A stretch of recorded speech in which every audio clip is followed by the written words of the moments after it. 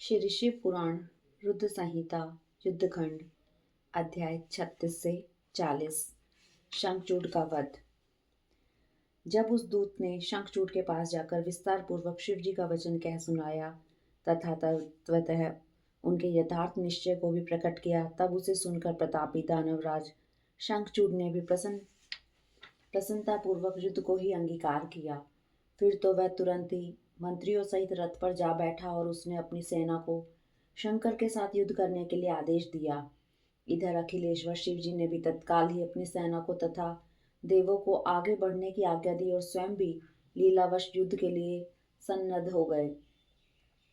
फिर तो शीघ्र ही युद्ध आरंभ हो गया। उस समय नाना प्रकार के रणवाद्य बजने लगे, वीरों के शब्द और कोलाहल चारों ओर गूंज उठे। इस प्रकार देवताओं और दानवों का परस्पर युद्ध होने लगा। उस समय वे दोनों सेनाएं धर्म पूर्वक जूझने लगी। स्वयं महेंद्र विश्वपर्वा के साथ लड़ने लगे और विप्रचिति के साथ सूर्य का धर्म युद्ध होने लगा।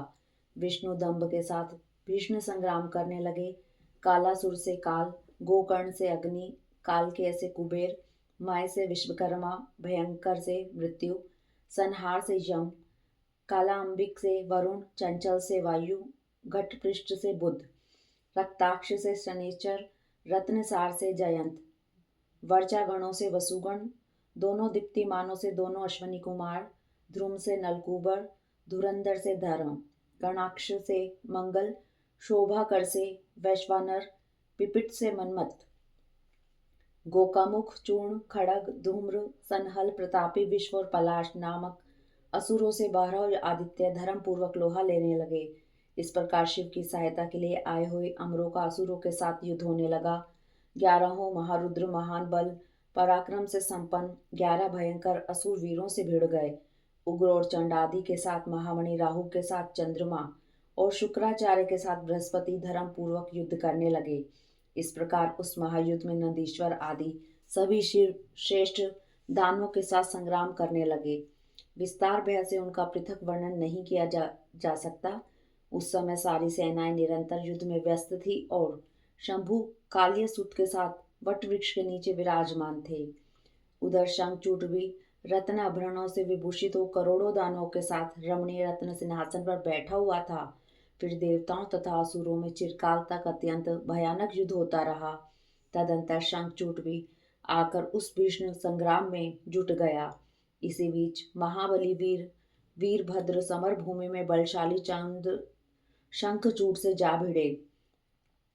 उस युद्ध में दानव राज जिन जिन अस्त्रों की वर्षा करता था उनको वीरभद्र खेली खेल में अपने बाणों से काट डालते थे। इस समय देवी भद्रकाली ने समर भूमि में जाकर बड़ा भयंकर सिंहनाद किया। उनके उस शब्द को सुनकर सभी दानव मूर्छित हो गए। उस समय देवी ने बारंबार अट्टहास किया और मधुपान करके वे रण के मुहाने पर नृत्य करने लगी। उनके साथ ही उग्रदृष्टा, उग्रदंडा और कोटवी ने भी मधुपान किया तथा अन्य अन्य देवियों ने भी खूब मधु पीकर युद्ध स्थल में नाचना आरंभ किया। उस समय शिवगणों तथा देवों के दलों में महान कोलाहल मच गया।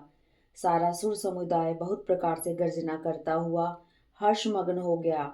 तदंतर काली ने शंखचूड के ऊपर प्रलयकालीन अग्नि की शिखा के समान उद्दीप्त आग्नेयास्त्र चलाया, परंतु दानवराज ने वैष्णवास्त्र से उसे शीघ्र ही शांत कर दिया।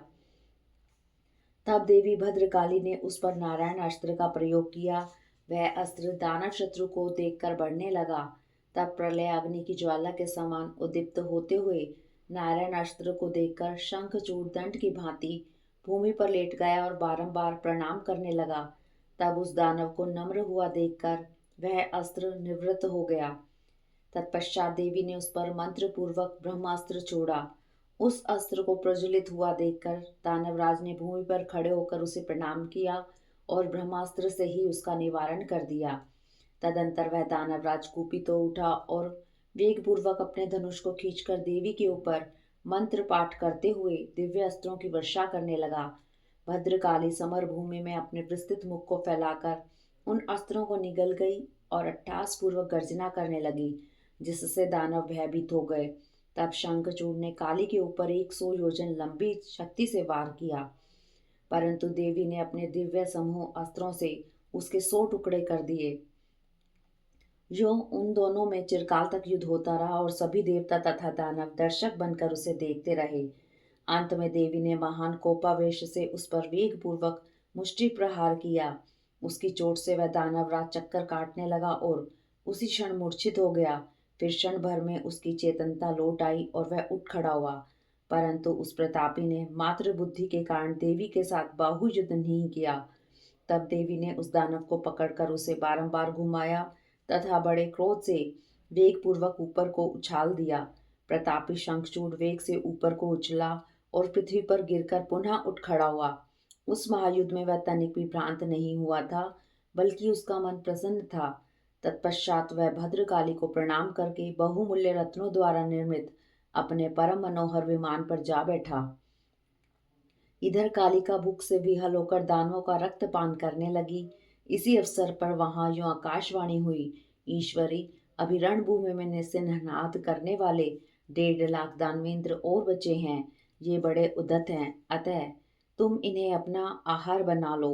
परंतु देवी, संग्राम में दानव राज शंखचूड़ को मारने के लिए मन मत दौड़ाओ, क्योंकि यह तुम्हारे लिए अवध्य है, ऐसा निश्चय समझो।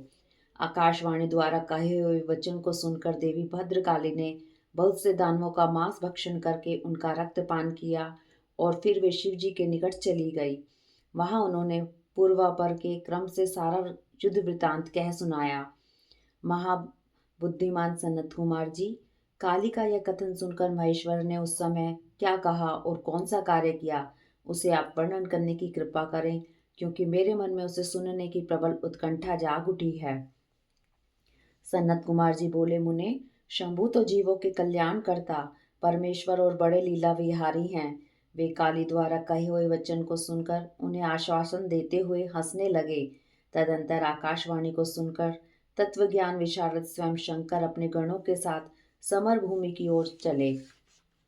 उस समय वे महावृषभ नंदीश्वर पर सवार थे और उन्हीं के समान पराक्रमी वीरभद्र, भैरव और क्षेत्रपाल आदि उनके साथ थे।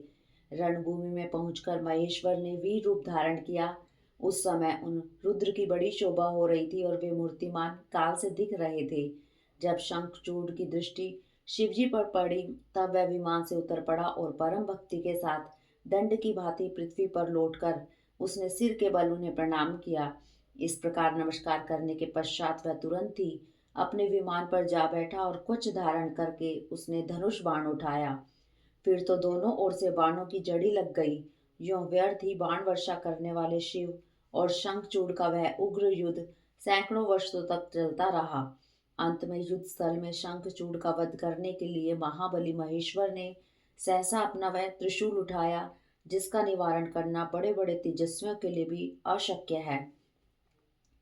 तब तत्काल ही उसका निषेध करने के लिए यूं आकाशवाणी हुई, शंकर, मेरी प्रार्थना सुनिए और इस समय इस त्रिशूल को मत चलाइए। ईश, यद्यपि आप क्षण मात्र में पूरे ब्रह्मांड का विनाश करने में सर्वदा समर्थ हैं, फिर क्या इस अकेले दानव शंखचूड़ की तो बात ही क्या है। तथापि आप स्वामी के द्वारा देव मर्यादा का विनाश नहीं होना चाहिए। महादेव, आप उस देव मर्यादा को सुनिए और उसे सत्य एवं सफल बनाइए। वह देव मर्यादा यह है कि जब तक इस शंखचूड़ के हाथ में श्री हरि का परम उग्र कवच वर्तमान रहेगा और इसकी पतिव्रता पत्नी तुलसी का सतीत्व अखंडित रहेगा, तब तक इस पर जरा और मृत्यु अपना प्रभाव नहीं डाल सकेंगे। अतः जगदीश्वर शंकर, ब्रह्मा के इस वचन को सत्य कीजिए। तब सत्पुरुषों के आश्रय स्वरूप शिव जी ने उस आकाशवाणी को सुनकर तथास्तु कहकर उसे स्वीकार कर लिया और विष्णु को उस कार्य के लिए प्रेरित किया। फिर तो शिव जी की इच्छा से विष्णु वहां से चल पड़े। वे तो मायावियों में भी श्रेष्ठ मायावी ठहरे। अतः उन्होंने एक वृद्ध ब्राह्मण का वेश धारण किया और शंखचूड़ के निकट जाकर उससे यूं कहा, दानवेंद्र, इस समय याचक होकर तुम्हारे पास आया हूं, मुझे भिक्षा दो। दीन वत्सल, अभी मैं अपने मनोरथ को प्रकट नहीं करूंगा। जब तुम देना स्वीकार कर लोगे, तब पीछे मैं उसे बताऊंगा और तब तुम उसे पूर्ण करना। ब्राह्मण की बात सुनकर राजेंद्र शंखचूड़ का मुख और नेत्र प्रशंसा से खिल उठे। जब उसने ओम कहकर उसे स्वीकार कर लिया, तब ब्राह्मण ने छल पूर्वक कहा, मैं तुम्हारा कवच चाहता हूँ। यह सुनकर ऐश्वर्यशाली दानवराज शंखचूड़ ने, जो ब्राह्मण भक्त और सत्यवादी था, वह दिव्य कवच जो उसे प्राण के समान था ब्राह्मण को दे दिया। इस प्रकार श्री हरि ने माया द्वारा उससे वह कवच ले लिया और फिर शंखचूड़ का रूप धारण करके वे तुलसी के पास पहुंचे। वहां जाकर सबके आत्मा एवं तुलसी के नित्य स्वामी श्री हरि ने शंखचूड़ रूप से उसके शील का हरण कर लिया। इसी समय विष्णु भगवान ने शंभु से अपनी सारी बात कह सुनाई। तब शिव जी ने शंखचूड़ के वध से निमित्त अपना उद्दीप्त त्रिशूल हाथ में लिया। परमात्मा शंकर का वह विजय नामक त्रिशूल अपनी उत्कृष्ट प्रभा बिखेर रहा था। उससे सारी दिशाएं, पृथ्वी और आकाश प्रकाशित हो उठे।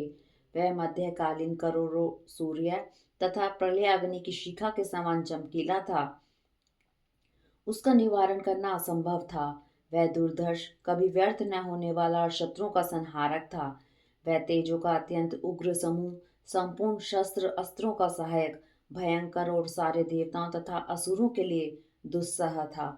वह एक ही स्थान पर ऐसा दमक रहा था मानो लीला का आश्रय लेकर संपूर्ण ब्रह्मांड का संहार करने के लिए उद्यत हो। उसकी लंबाई 1000 धनुष और चौड़ाई 100 हाथ थी।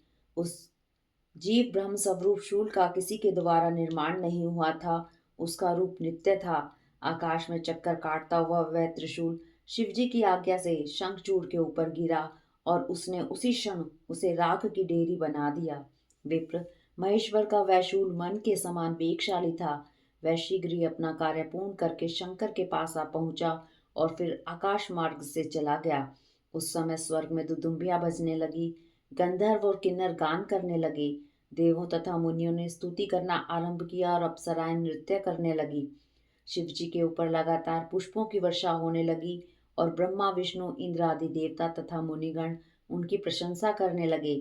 दानवराज शंखचूड़ भी शिव जी की कृपा से शाप मुक्त हो गया और उसे उसके पूर्व रूप की प्राप्ति हो गई। शंखचूड़ की हड्डियों से शंख जाति का प्रादुर्भाव हुआ।